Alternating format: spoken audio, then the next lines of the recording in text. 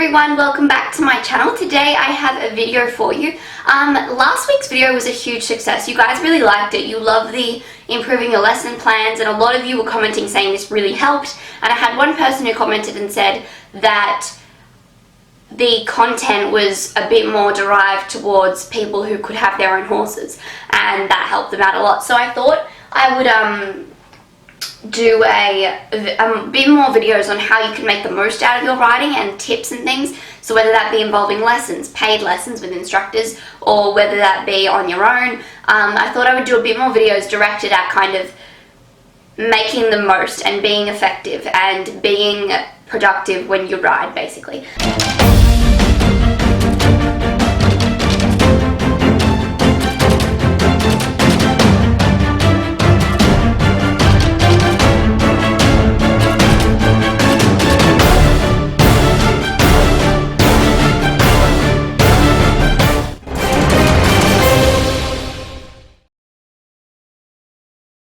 So today I have 10 tips that you guys can use to make the most out of your lessons. So whether it's a lesson that you do all the time, whether it's a lesson that you have every single week, you have it once a month, whatever, these are my 10 tips that I'm giving you if you want to make the most out of your lesson. So the first one is don't miss them.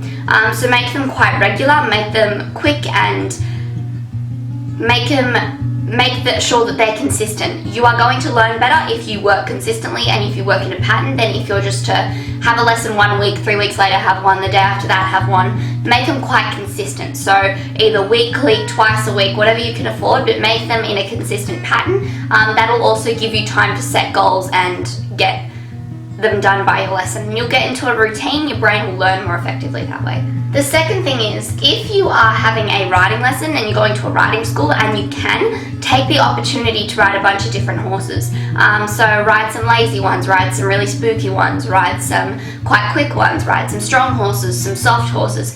Ride lots of different horses and you will become a much better rider. You'll learn how to handle the situations better, and it's just going to make your life so much easier. Seagull.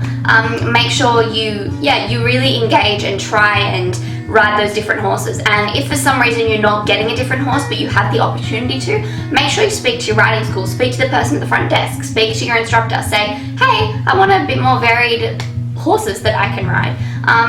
And personally, when you ride the difficult ones, you become such a better rider. So don't opt for the easy horses, try and get the harder ones. When you are told something to improve on, please continue to tell yourself. Me personally, I watch or observe, I suppose, probably bits of lessons each week. I just like to sit there, kind of absorb how different instructors teach and look at ways in which riders find things effective and how they learn best. And I've been doing this for a few years where I've just kind of observed people's lessons, sat there, watched what's happening, and one of the biggest things that I think instructors would find so annoying is that when you tell a child to do something, or when I see them teach, I'm not an instructor by the way, obviously, but when they tell a client to do something, the client doesn't continue to do so themselves. And if they did, they would improve so much more. So if you are in a lesson and for example, your instructor says, sit back, the whole time you are in that lesson, continue to tell yourself, sit back, sit back, sit back, sit back. And that will give you a chance, when you kind of finally imprint that in your mind, that will give you a chance to then focus on other things. But if your instructor says sit back, and then the next lap round they're having to continue saying it, saying sit back, sit back, sit back, all the time, they're wasting time concentrating on something that you could easily remember yourself. Tip 4, take every opportunity that your instructor gives you, even if you're scared. So unless for some reason you are dying, you're out of breath, you feel extremely tired, you don't think you're going to stay on, or you just don't have the energy to do it well, make sure that you, which are excuses I've used before, make sure that you take every opportunity that your instructor gives you. So if your instructor says, okay, I want you to go jump that bright blue barrel, and you're too scared to do so, your instructor's not going to tell you to do something if they don't think it's safe, or if they don't think that you can do it and you have the ability to do so. As soon as you start doing things you're scared of doing, you're going to become less scared of doing them, basically. So take every single opportunity that your instructor gives you, is what I'm trying to say. Number 5, this is more a physical thing, but make sure you're really hydrated and fed before you ride. So even if you want to take a pack of protein bars, I have that in my, or like energy bars, I have that bag of them, a box of them in my bag, and I'll just, if I'm hungry, because a lot of the time I ride after school, and to be honest, I always come out of school hungry. I do eat at school, but like, I don't know, if anyone else feels like that, you always come out of school hungry, you always want a snack, you always feel like you need food, and you need a refuel. So make sure you're really fed and really hydrated beforehand. Being hydrated is going to keep your energy up, it's going to allow you to use your muscles better, and you're going to become tired much less quickly. So yeah, and then with the snacks too, like I remember in January, I'm sorry I keep referring to January, but that was probably like the best riding month I think that I've had ever. And yeah, so in January, I remember I actually went to a riding clinic and I felt so sick. I had just come off a plane, my ears were all blocked, my stomach hurt, I felt sick. And I rode every single time I had to anyways. But beforehand, there was one ride where I didn't have any food beforehand, and I literally got off and nearly passed out. I felt so sick and I felt horrid. But then every ride after that, I had a protein bar, an energy bar, or something to fill me up or for my body to work with and give fuel to my muscles, and I felt fine. So making sure you're fed, hydrated, it's going to keep your muscles going, you're going to become tired much less quickly. Arrive early. So when I say arrive early, I mean you are going to get there at least 15 minutes before your ride. You're going to tack up your horse, you're going to groom your horse, you're going to do everything by yourself. First off, you are getting experience with horses, and if you're just doing lessons just for the riding, please stop, because it's not going to last in the long run and you're not getting as much out of it as you could. So if you're having a lesson, make sure you're there, tack up your horse early, groom your horse. And from what I have found, having a rushed horse, so if you get there 5 minutes before and you have to do everything in 5 minutes, having a rushed horse means you're having a rushed ride. It creates panic.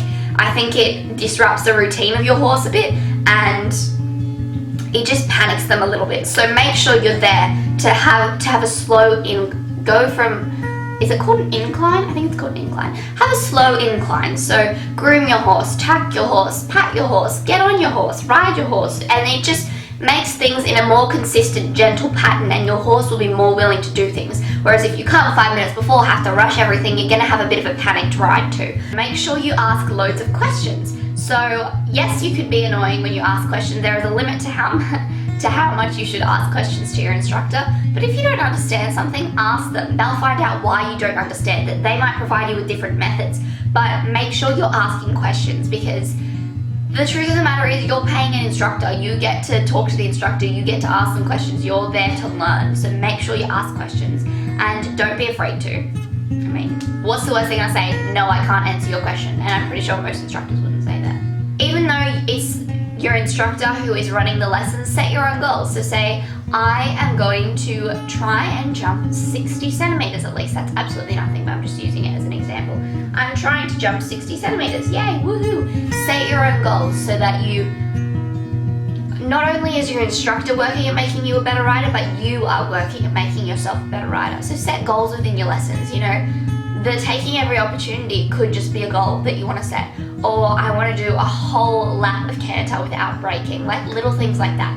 And make sure that when you set those goals, you try and tell your instructor, you know, I want to jump 70 centimeters today. I want to get a great distance. My goal today is to ride good corners. Make yourself goals and you will improve. Get people to take videos of you so that they can see your mistakes. So check with your riding school, see if you can take videos, and if you can, get people to film you riding, and you will learn so much from just sitting and watching. You'll see maybe imbalances in your body position. You can listen back and you can actually hear your instructor telling you things, and you can make note of them and say, well, next time I'm going to work on that. Make sure that you're getting people to take videos, photos, anything that you can, that you can look back on and think, okay, my heels need to be down, I need to push my leg back, or my arms need to be more bent. These are all things that I need to do. Sometimes you will be thinking you're doing something, but then when you see the physical image of what you're doing, you're really not. And that will help you develop a bit of a game plan on how to get rid of it or how to improve it. Okay, number 10, observe other people's lessons. This allows you to see how horses react to different cues. It allows you to see how riders react, which ways are most effective, what instructors are looking for, allows you to see how cues are applied, and it allows you to put yourself it allows you to put yourself in a position where you'll begin to think about those things when you ride, the things that you're hearing other people get told. So yeah, observe lots of lessons if you can. It's great, and it will just vary your understanding of riding in general. If you enjoyed this video, please give it a thumbs up if you did. Subscribe if you haven't already. If you'd like to go follow my second channel, I'll be posting a few Christmas videos on there this month. So yay. Anyways, you guys, I will see you next week. Goodbye!